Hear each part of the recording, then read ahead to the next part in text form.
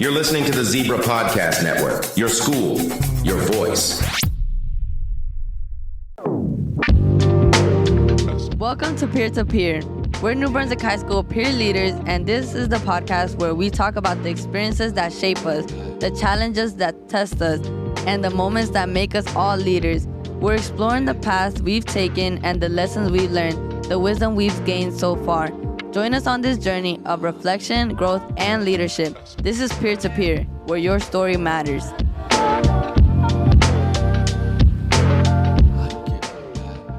Hello, everybody. This is the third episode for Peer-to-Peer. It's your host, Jairis, and I'm here with my three fellow peer leaders. Can you introduce yourselves? Of course. I'm Issamar. Hello, guys. I'm Xavier. And I'm Hugo. And today's topic, we're going to be talking about mental health. So my first question to you guys is, what is mental health? Obviously, you guys know about normal health, right? Which is considering aspects of your body, right? So mental health is just considering aspects of your mind. And I feel like all of us are going through things that will impact our mental health, whether it be positive or negative. So obviously, if you don't take care of yourself, your state of mind's gonna, I don't know how to word it. It's like, yeah. There's a lot of stigma around mental health and it being deemed as less than. But I think that really mental health and, of course, physical health, we can't forget about that, is just as important. Like, they're both very important key points into having a healthy lifestyle overall. Yeah, I definitely agree with Issa. So my next question to you guys is, why is prioritizing mental health so important as a teenager? Okay, so I just think that as a teenager, it's very easy to, how to explain it? I think that adolescence, this stage, and everyone's life can be very, kind of chaotic in some aspects. There's a lot of obstacles that a person can run into, or just things that are completely out of someone's control, that if you don't consider your mental health, it can very easily be affected. If you don't know how to find a solution or a way to get better, there won't really be any resolution if you don't deal with it and face it. I feel like during your adolescent years, you're kind of going through the most impactful changes of your life, right? When you're a teenager, you end up changing a lot throughout these years, right?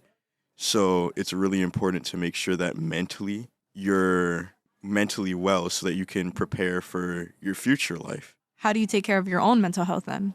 It might not apply to everyone, but honestly, just starts off with like working out. I personally go to a gym, but when I first started, I would just do like at-home workouts, and that actually would help clear my state of mind when I needed it, in a sense. And I guess like actually going to the gym now, like I have like, it's like a safe haven. I don't know. That sounds kind of corny, but like it's just like, you know, it's just somewhere I could like go, where I could like just free my mind. All I gotta do is just worry about lifting.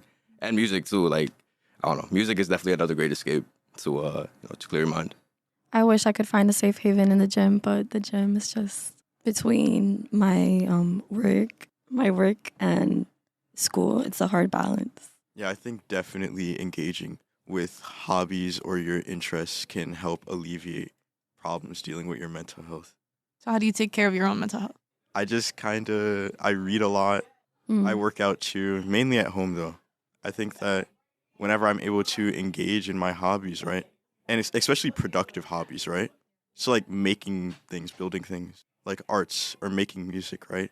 When you do that, you can really not only alleviate yourself of stress, but also improve yourself as a person, right? Which will make you feel even better about yourself, helping your mental health even more. Well, like I said, I find that I take care of my mental health being when like I'm listening to music, and I guess just having my own forms of like escaping, which can sound toxic in certain ways. I mean, depending which coping mechanisms.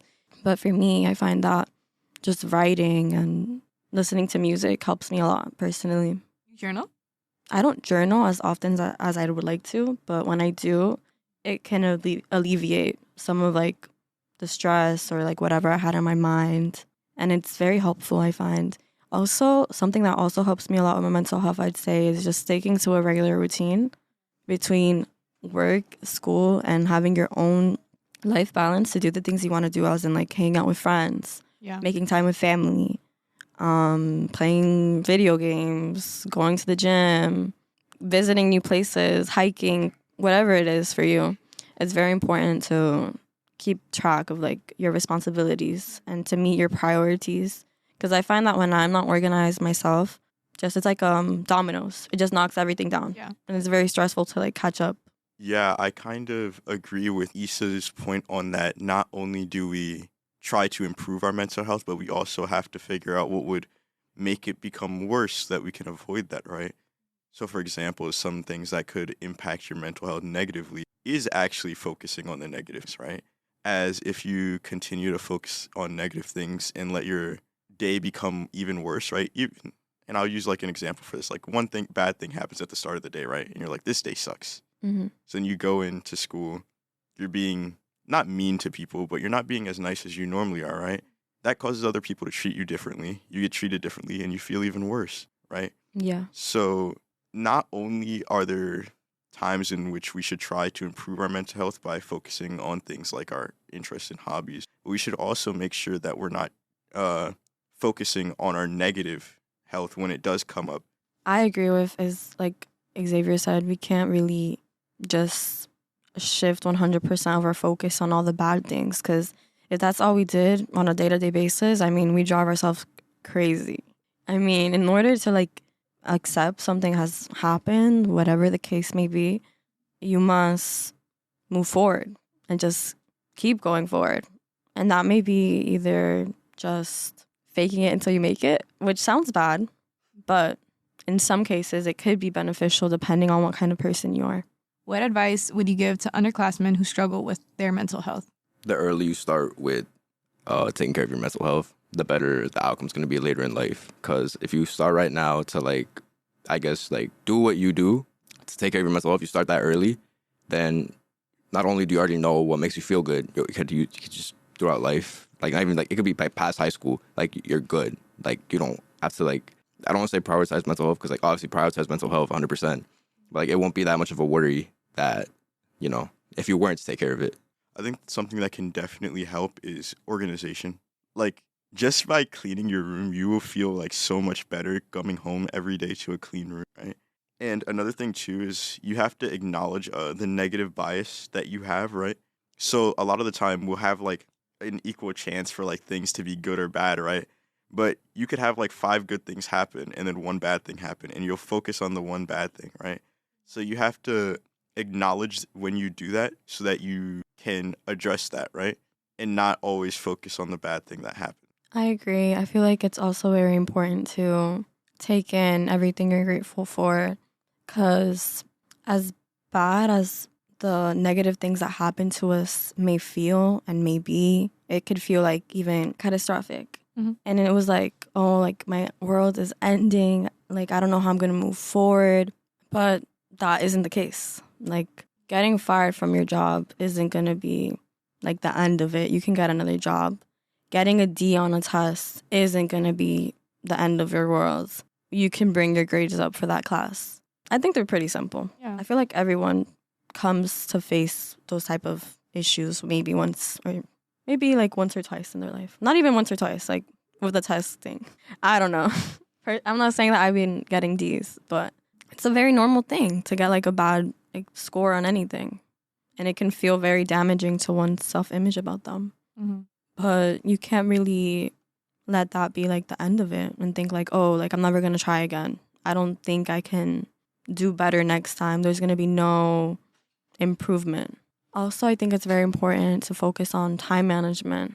And time management, I think, is the easiest when you have your priorities straight and you know what you got to like get over and done with from the beginning of the day to the end.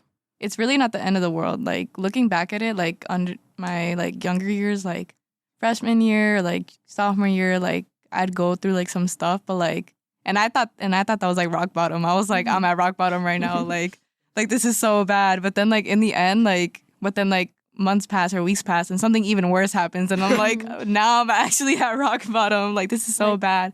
But then, like, you slowly come to realize, like, it wasn't the end of the world. Like, you got through all those obstacles. Like, you got through all those situations. And, like, it still has gotten worse. But, like, it always gets better. Like It does. like as corny as it sounds, like it really does get better. Like Yeah.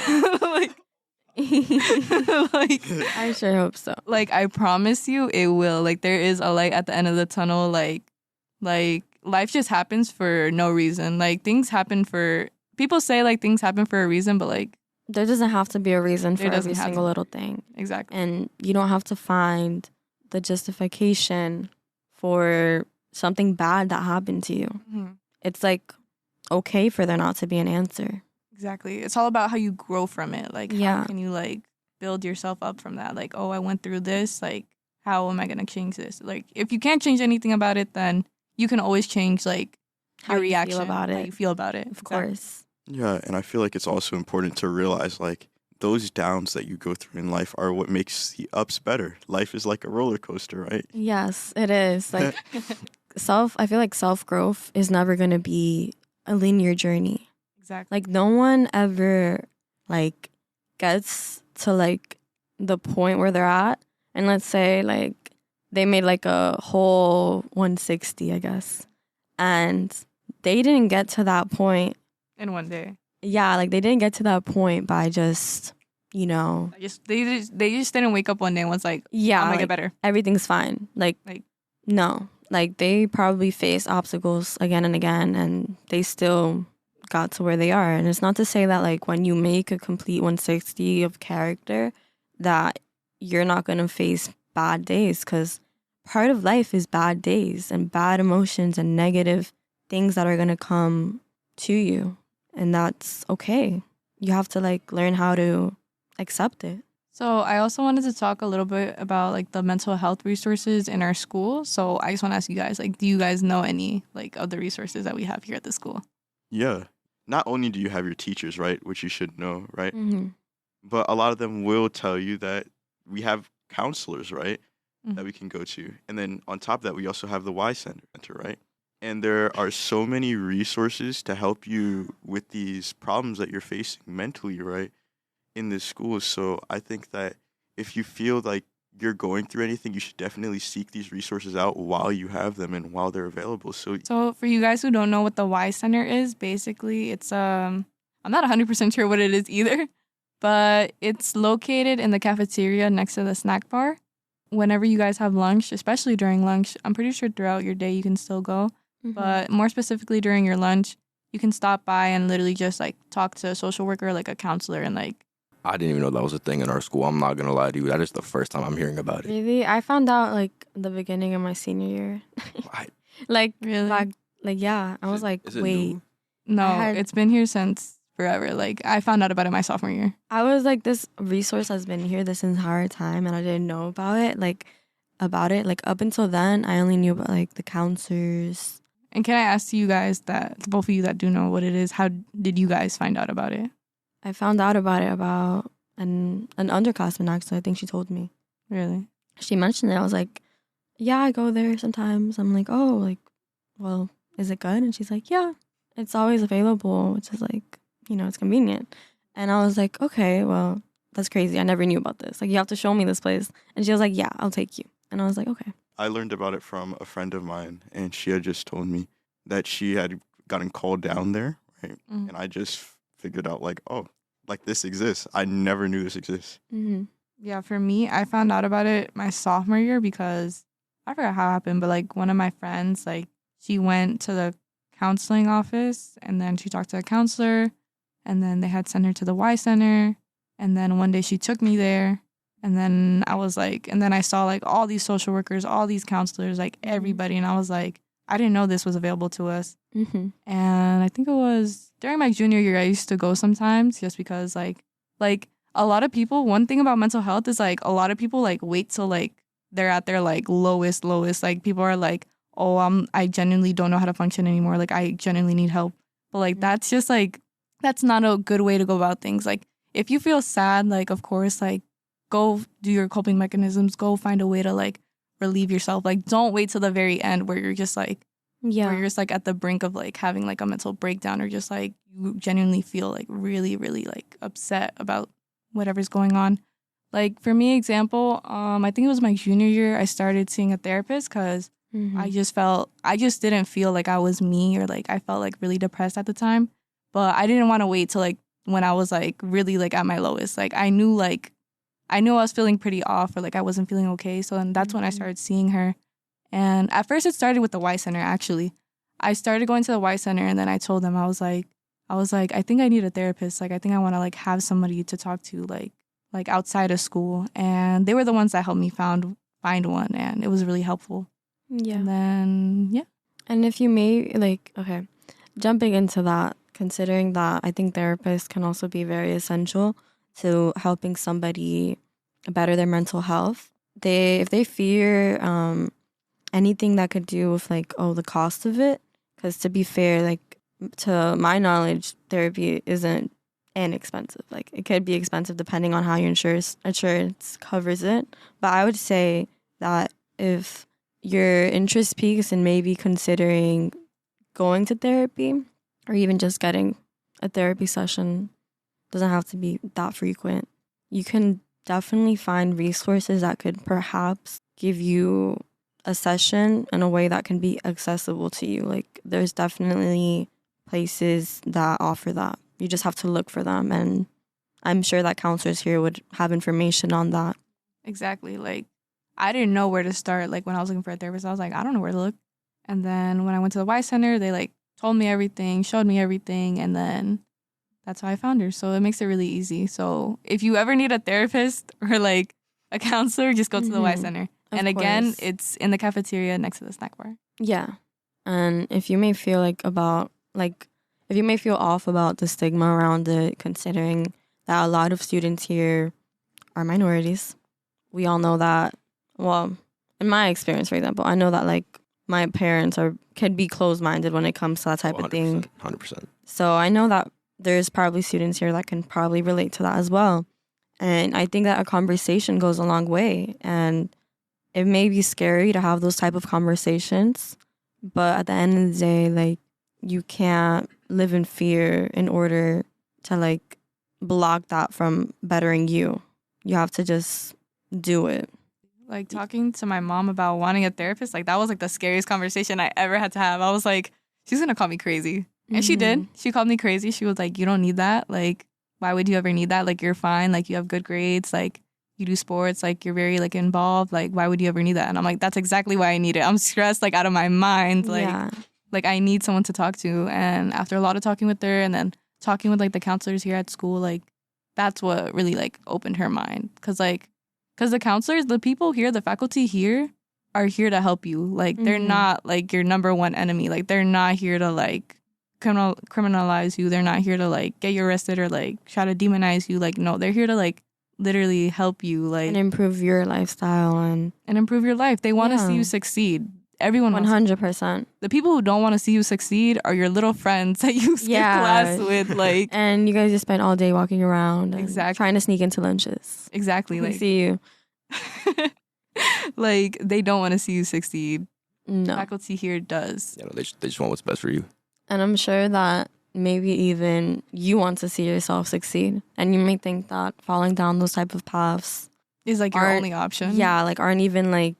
Yeah, that too. And like aren't even you probably like when you're in it and like you're in those type of crowds, you probably feel like, oh, it's not that bad. It's just the norm. It's what we do. It's the reg. Mm-hmm. Well, you're in for a rude awakening.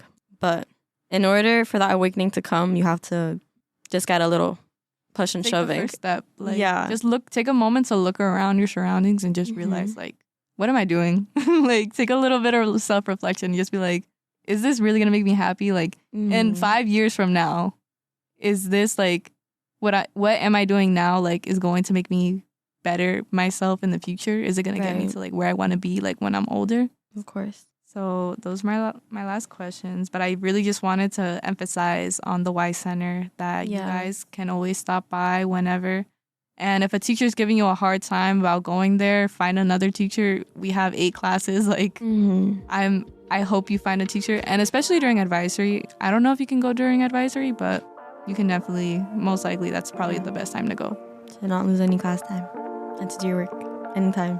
for class. But yeah, thank you for joining us on this episode, and I hope you guys have a wonderful day. See you guys. Bye. Bye. Guys.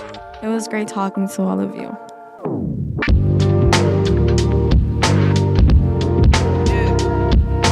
Thank you for listening to this episode of Peer to Peer. We hope our conversation has inspired you to explore your own path and embrace the leader within you. We invite you to share your experiences and join the conversation on our social media platforms. Follow us on Instagram at NBHS Peer Leadership. Don't forget to subscribe to Peer to Peer on Apple Podcasts, Spotify, or wherever you listen to podcasts so you never miss an episode. Please share Peer to Peer with someone who would also enjoy the show and get value. Peer to Peer is a member of the Zebra Podcast Network. Visit zebrapodcastnetwork.com for more information. This is Peer to Peer, where your story matters. I would never play.